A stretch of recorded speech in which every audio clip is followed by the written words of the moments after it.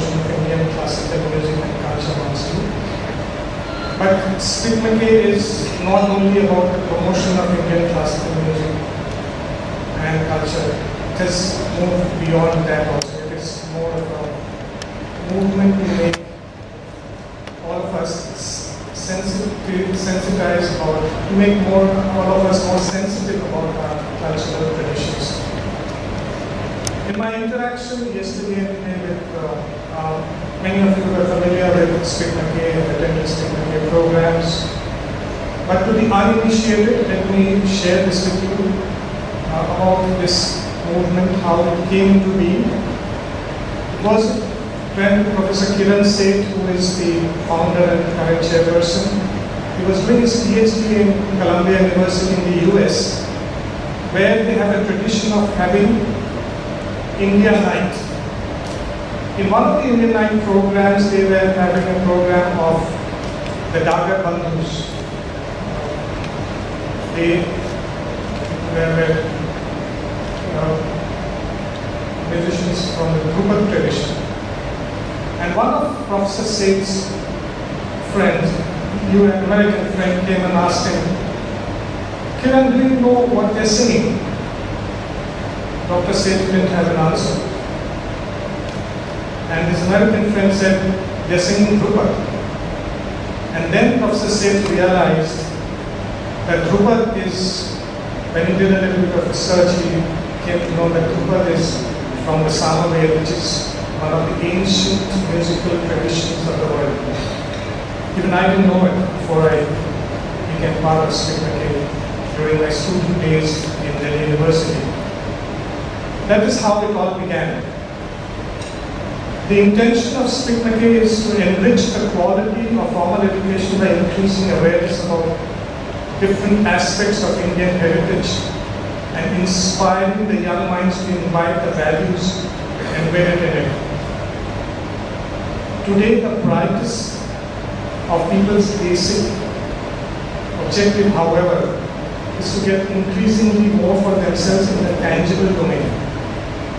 It is a transaction as if I do A, I will get B in return. But the concept of giving without any expectation, that is niskama karma, that is selfless service, is in the intangible domain. Very few people have the time, the faith and the patience to experience the intangible fruits of true voluntary work.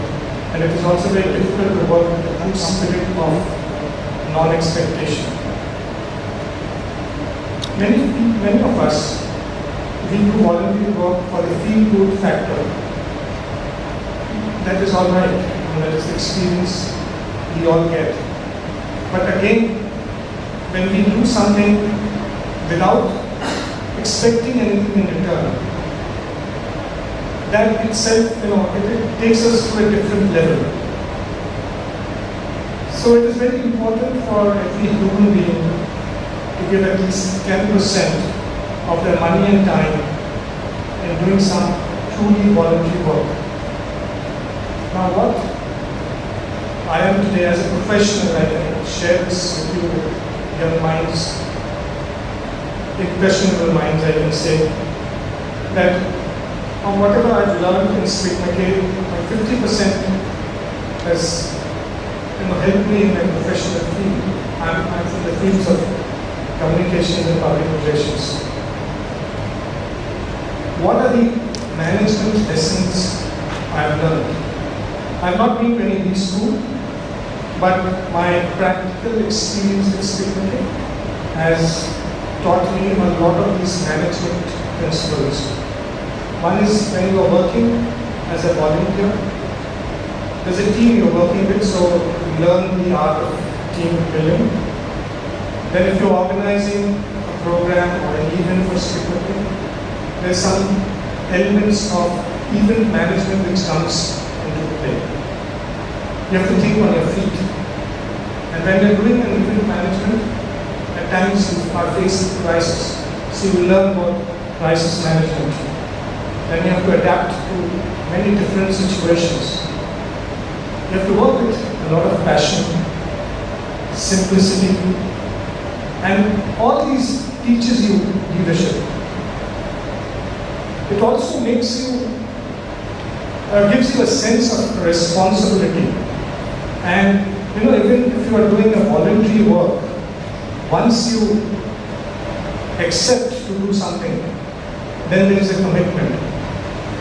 So that level of commitment has to be there. I can share a few of the other examples. Once there was a program of Pandit Shiv Kumar Sharma and Ustad Zakir Hussain.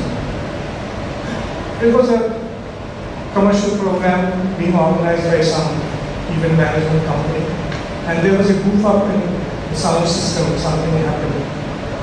I happened to be around, and Pandit Sharma, he doesn't usually use a school, but he lost his school and said, "You must learn how to organize events from Smith material."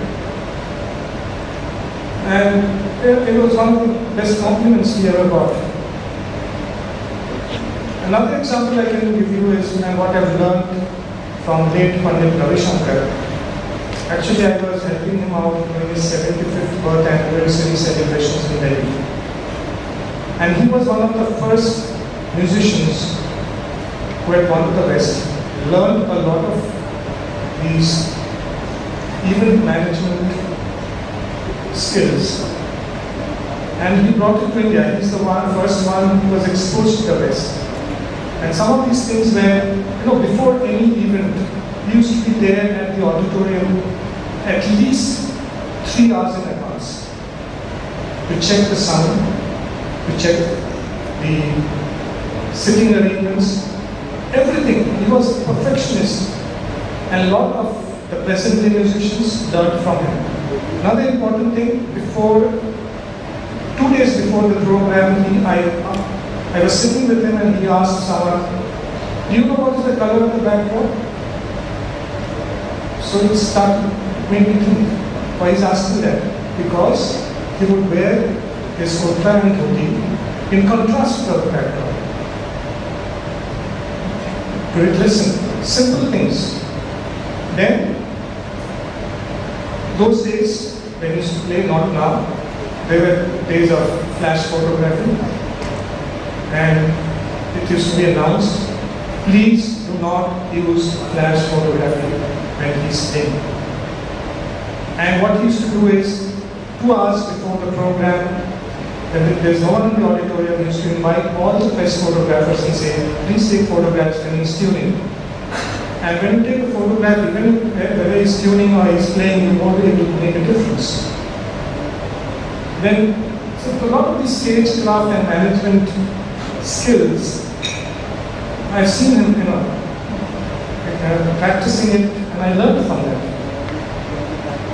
So, as Professor Vishwanathan Raghunathan was saying in the morning, that you have to think differently as a leader. Another thing is about Steve McCain, and let me share this with you.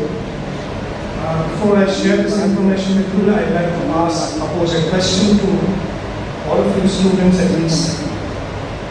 That in 2001, UNESCO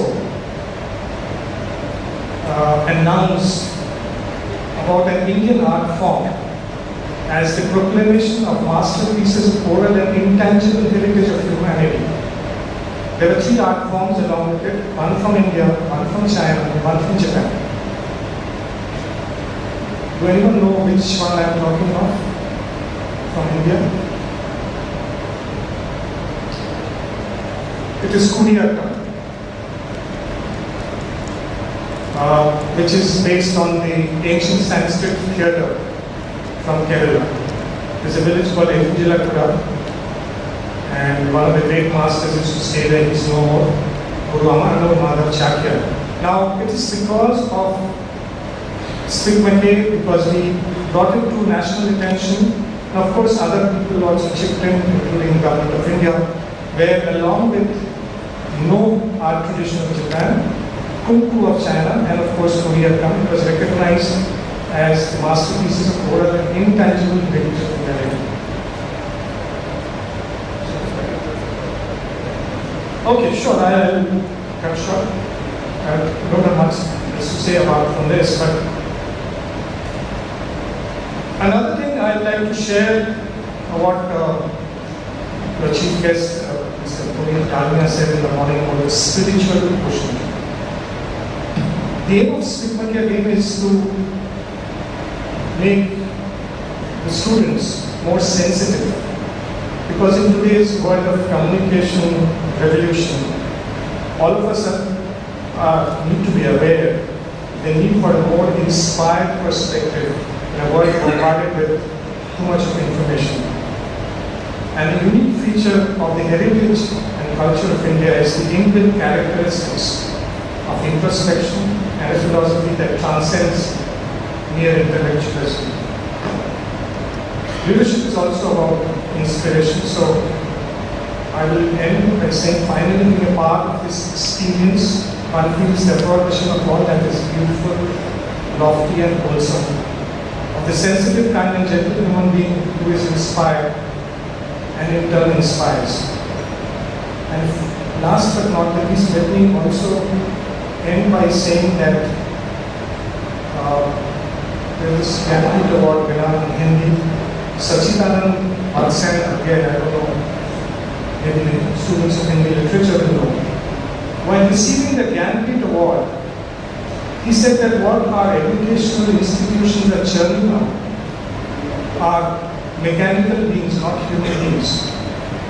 He said that because in our educational system, we do not have anything which teaches us about our culture, about our tradition. So the students who are coming out are not thinking people, but maybe he would revise his thinking had it been alive today, because the topics what people have selected, the students have selected here, I am very good. There's a lot of thought which has gone according to it. So I must compliment you for that, and I must also thank you for inviting me here once again, because you people are the future leaders.